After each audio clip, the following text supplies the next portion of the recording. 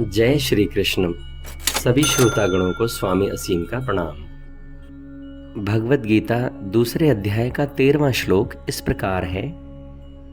देहिनो अस्मिन् यथा देहे कौमारं यौवनं जरा तथा देहांतर प्राप्तिर्धीरस्तत्र न मुह्यते। एक बार फिर से सुनेंगे।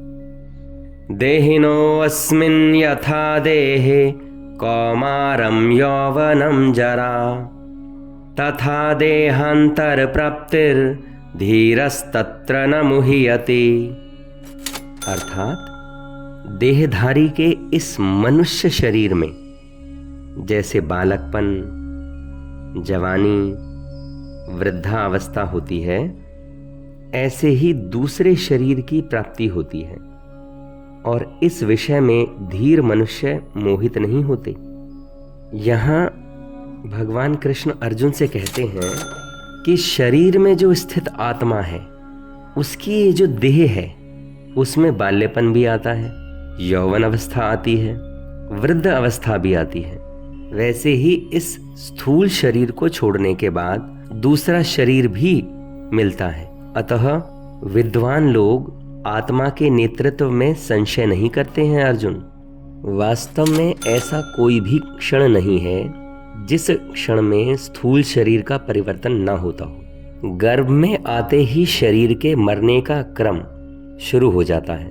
बाल्य अवस्था मर जाए तो युवावस्था आ जाती है, युवा अवस्था मर जाए तो वृद्धा अवस्था आ जाती है, और वृद्धा अवस्था मर जाए तो देहांतर अवस्था यानी दूसरे शरीर की प्राप्ति हो जाती है। ये सब अवस्थाएं शरीर की हैं।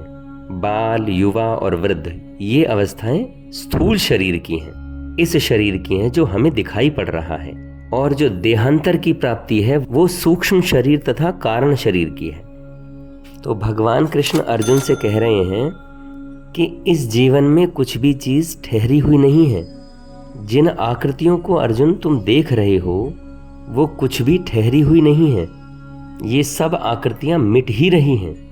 ये 24 घंटे मिटती ही रहती हैं। ये सदा मिटने के क्रम में ही रहती हैं। तो कृष्ण कह रहे हैं, बचपन था, जवानी थी, बुढ़ापा था, ये सब बदलाहट के बीच में कोई भी चीज स्थिर नहीं है।